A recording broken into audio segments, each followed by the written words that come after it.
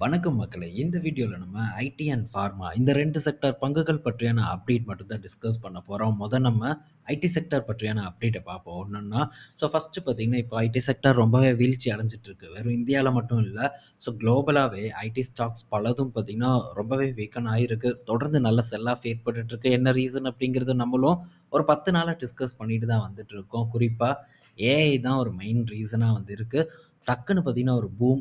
AI பார்த்தீங்கன்னா, இந்த சாஸ அப்படியே வந்து கம்ப்ளீட்டா வாஷ் அவுட் பண்ணிரும் அப்படிங்கிற எதிர்பார்ப்பு இப்ப போயிட்டுருக்கு. IT sector no more. இனிமேல் ஐடி செக்டார் இல்ல அப்படிங்கிற ஒரு எண்ணம் பலரோட மைண்டுக்குள்ளேயும் வந்துருச்சு. அத நீங்களும் வெளிப்படையா வந்து பார்த்துட்டு தான் இருப்பீங்க. ஆனா, உண்மை அப்படியா இருக்கு? ஐடி கம்பெனில வேலை செய்றவங்கலாம் வேலை செஞ்சுட்டு தான் இருக்காங்க. ஆனா, இது இப்ப நடக்காது. இன்னும் கொஞ்ச நாட்கள்ல நடக்கும் அப்படிங்கிற எதிர்பார்ப்பு இருக்கு. பட் என்ன பொறுத்தவரைக்கி நான் ஸ்ட்ராங்கா பிலீவ் பண்றேன். இந்த ஐடி செக்டார்ல பெரிய அளவுக்கான ஆபத்து ஏற்படாது. ஏஐ ஒரு டூல். இத நான் மட்டும் சொல்லல. ஸோ ஜேபி மார்கன் பார்த்தீங்கன்னா சொல்லியிருக்காங்க. ஏஐ ஒரு டூல் தான். இது பெரிய அளவுக்கு இந்தியன் ஐடி சர்வீஸ பாதிக்காது அப்படின்ட்டு ஜேபி மார்கனோட ஒரு ரிப்போர்ட் வந்திருக்கு. இவங்க மட்டும் சொல்லல. எல்லாரும் பார்த்தீங்கன்னா சொல்லிட்டு தான் வந்துட்டுருக்காங்க. இன்ஃபோசிஸோட முன்னாள் சிஎஃப்ஓ பார்த்தீங்கன்னா, பெரிய ஒரு கட்டுரையா வந்து குடுத்துருக்காரு. இந்த ஏஐ பற்றியும், இவங்களுடைய ஐடி சர்வீசஸ் பத்தியும் நேத்து நான் அத வந்து படிச்சிருந்தேன். டைம் இருந்ததுன்னா நம்ம இன்னொரு ஒரு வீடியோல கூட அத பற்றி டிஸ்கஸ் பண்ணுவோம். இப்ப ஜேபி மார்கனோட ரிப்போர்ட் இந்த மாரி இருக்கா? அடுத்தது ஐபிஎம் பார்த்தீங்கன்னா, ஹையரிங்க ட்ரிபிள் பண்ண போறதா வந்து சொல்லியிருக்காங்க. 3 மடங்கு பார்த்தீங்கன்னா, வேலைக்கு ஆள் எடுக்கிறத அதிகப்படுத்த போறதா ஐபிஎம் தரப்புலருந்து அப்டேட் வந்திருக்கு.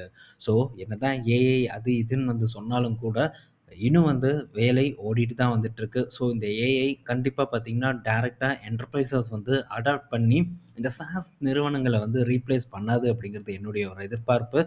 ஏஐ எல்லா விஷயங்களையும் பண்ணாது. பல கான்ஃபிடென்ஷியல் விஷயங்கள் இருக்கு.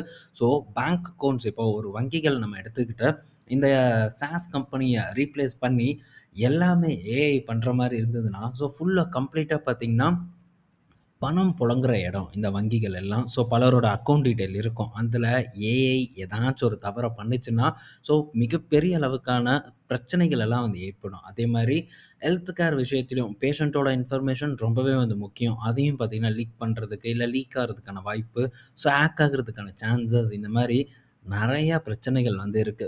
இப்போதைக்கு பார்த்தீங்கன்னா, ஒரு முன்னோட்டமா ஏஐ வந்து தல தூக்கியிருக்கு. பட் இத கண்டிப்பா பார்த்தீங்கன்னா, ஃபியூச்சர்ல கம்பெனிஸ் அடாப்ட் ஆவாங்க அப்படிங்கிறது தான் என்னோட ஒரு எதிர்பார்ப்பு. தொடர்ந்து என்ன நடக்குது அப்படிங்கிறத பாருங்க. எப்பவுமே கீழ இறங்கும்போது தான் ஆப்பர்ச்சுனிட்டி. அதுக்காக உங்கள வாங்கணும் அப்படின்றத நான் எந்த இடத்துலயும் கட்டாயப்படுத்தல. நான் என்ன பண்றேன் அப்படிங்கிறத இந்த இடத்துல ஷேர் பண்றேன். எனக்கு நாலேட்ஜுக்கு உட்பட்ட விஷயங்களையும் இந்த இடத்துல பார்த்தீங்கன்னா, நான் ஷேர் பண்ணிட்டு இருக்கேன். நெக்ஸ்ட் பார்த்தீங்கன்னா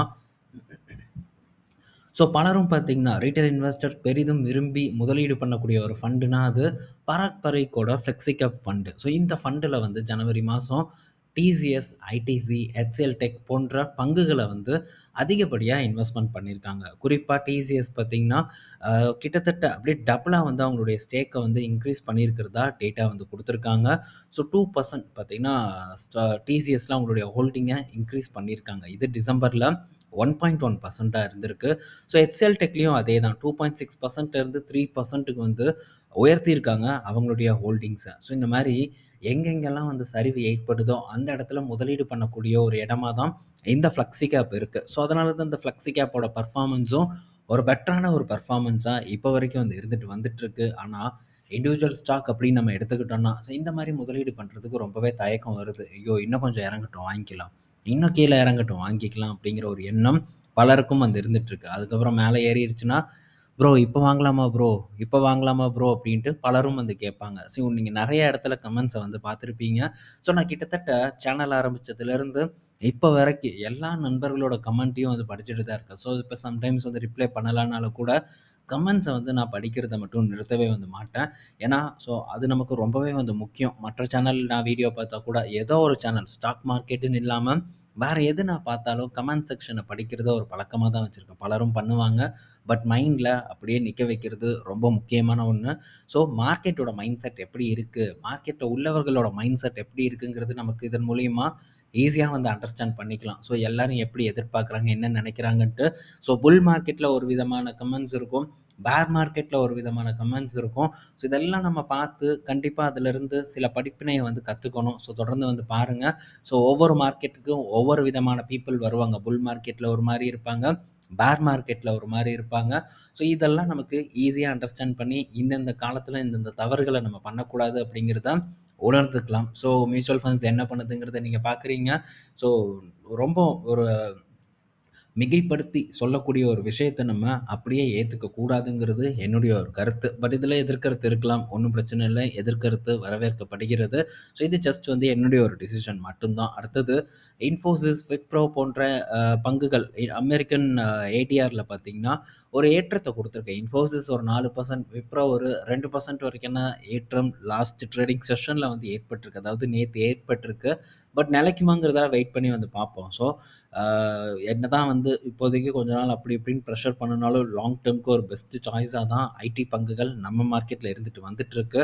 ஸோ இந்த சூழ்நிலையிலயும் பார்த்தீங்கன்னா, சின்ன ஐடி பங்குகள் பக்கம் பின்னாடி ஓடுறத பலரும் வழக்கமா வந்து வச்சிருக்காங்க. நானும் வந்து பார்த்துட்டுருக்கேன். ஸோ ரொம்ப கமெண்ட்ஸ் எல்லாம் பார்த்தீங்கன்னா, வெரி இன்டெலிஜென்ட் மாரியான கமெண்ட்ஸ் வந்து போட்டுட்டு இருந்த ஒரு நபர் பார்த்தீங்கன்னா, திடீர்னுட்டு குட்டி குட்டி கம்பெனியெல்லாம் ஐடி கம்பெனியெல்லாம் வாங்கி வச்சிருக்காங்க. ஸோ அவ்வளோதான் அப்படின்னு நம்ம எடுத்துக்கணும்.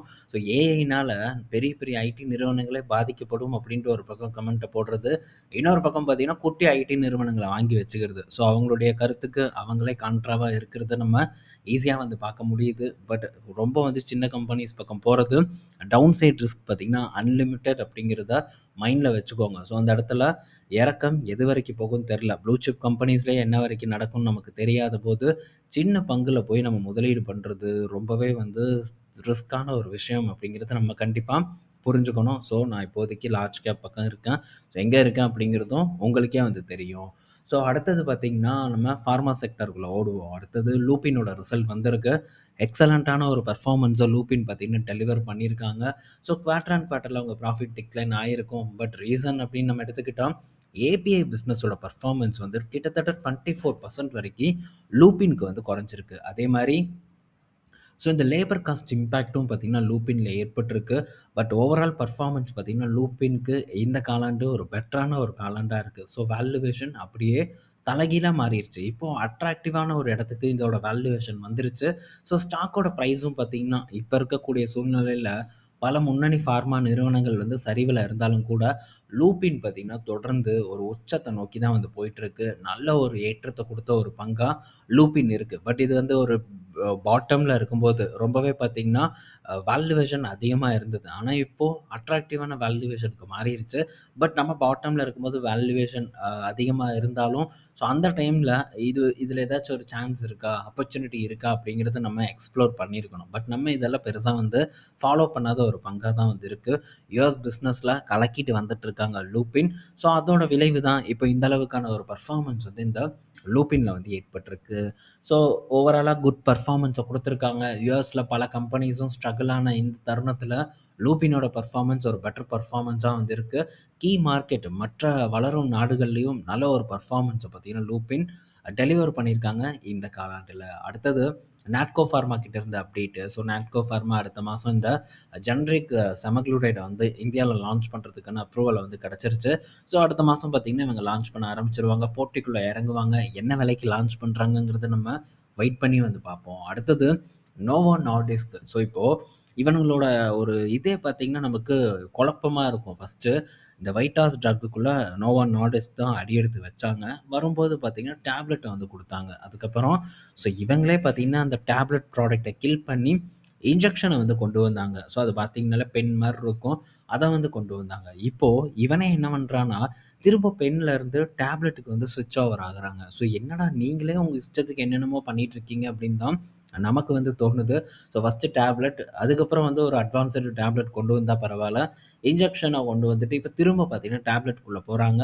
ஸோ இப்போ இந்த டேப்லெட்க்கான வரவேற்பு பார்த்தீங்கன்னா, எக்கச்சக்கமா வந்து இருக்கு. இந்த 1 மாசத்துல மட்டும் பார்த்தீங்கன்னா, கிட்டத்தட்ட 2,40,000 பிரிஸ்கிரிப்ஷன வந்து குடுத்துருக்கிறதா டேட்டா வந்து குடுத்துருக்காங்க. அதாவது 2,46,000 பேர் இந்த வீகோவி வெயிட் லாஸ் பில்ல வாங்கியிருக்கிறதா நமக்கு தகவல் வந்து கிடைச்சிருக்கு. ஸோ ஹெவியான ஒரு பெர்ஃபார்மன்ஸ் பார்த்தீங்கன்னா, நோவோ நார்டிஸ்க்ல ஏற்பட்டுட்டு இருக்கு. ஸோ இப்போ யூரோப் யூனியன்லயும் எக்ஸ்பேண்ட் பண்ண போறதா சொல்லியிருக்காங்க. செகண்ட் குவார்ட்டர்ல நோவோ நார்டிஸ்க் யூரோப்லயும் லான்ச் பண்றதுக்கான சான்ஸ் இருக்கு அப்படின்னு தான் தகவல் வந்து நமக்கு கிடைச்சிருக்கு. அது போக அயர்லாண்டில இருக்கக்கூடிய பிளான்ட்லயும் பார்த்தீங்கன்னா, இந்த வெயிட் லாஸ் பில்ல வந்து தயாரிக்க போறதா சொல்றாங்க. ஸோ போதுமான கெப்பாசிட்டி எங்ககிட்ட இருக்கு. இந்த டிமாண்ட பார்த்தீங்கன்னா, நாங்க எந்த விதமான ஷார்ட்டேஜும் இல்லாம சப்ளை பண்ணுவோம் அப்படின்ட்டும் நோவா கிட்ட இருந்து அப்டேட் வந்திருக்கு. ஸோ கூடிய விரைவில் கனடாலயும் பார்த்தீங்கன்னா, இந்த வெயிட் லாஸ் பில்ல வந்து லான்ச் பண்ணிருவாங்க. இது நமக்கு ஆல்ரெடி தெரிஞ்ச ஒரு விஷயம் தான்.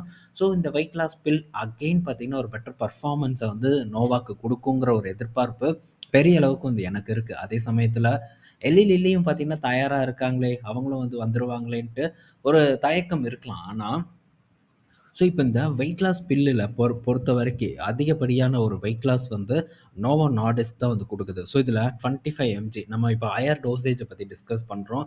இதில வீகோவி பில் பார்த்தீங்கன்னா, 25 எம்ஜி கிட்டத்தட்ட 16% வரைக்கும் வெயிட் லாஸ் வந்து பண்றது. அதாவது 64 வாரத்தில 16% வெயிட்ட வந்து குறைக்குது. ஆனா, இந்த எல்லி லில்லியோட ட்ரக்க பொறுத்தவரைக்கும் 36 எம்ஜி இதோட ஹையர் டோஸ் இது வந்து பார்த்தீங்கன்னா, ஒரு 12.5% வரைக்கும் வெயிட்ட வந்து ரெட்யூஸ் பண்ணுது 72 வாரத்தில. ஸோ, இதோட நம்ம கம்பேர் பண்ணும்போது வீகோவியோட பெர்ஃபார்மன்ஸ் வந்து பெட்டரான ஒரு பெர்ஃபார்மன்ஸா இருக்கு. அது மட்டும் இல்ல, வீகோவி இன்ஜெக்ஷன் கூட கம்பேர் பண்ணும்போதும், இந்த பில்லோட பெர்ஃபார்மன்ஸ் பார்த்தீங்கன்னா, ஒரு பெட்டரான ஒரு பெர்ஃபார்மன்ஸா இருக்கிறது.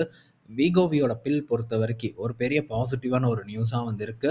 ஸோ, முன்னக்கூட்டியே லான்ச்சும் பண்ணிட்டாங்க. மார்க்கெட் ஷேர பிடிக்கிறதுக்கு நோவோ நார்டிஸ்க்குக்கு ரொம்பவே எளிமையா இருக்கும். வேற லெவல்ல கேம்பெயினும் வந்து பண்ணிட்டு இருக்காங்க. அத பற்றியும் நம்ம இதுக்கு முன்னாடி பார்த்துருக்கோம். ஸோ, இதெல்லாம் சேர்ந்து எந்த வகையில இது பண்ணுது, இன்னும் ஒரு நல்ல சேல்ஸ கொண்டு வருதுன்னு பார்ப்போம்.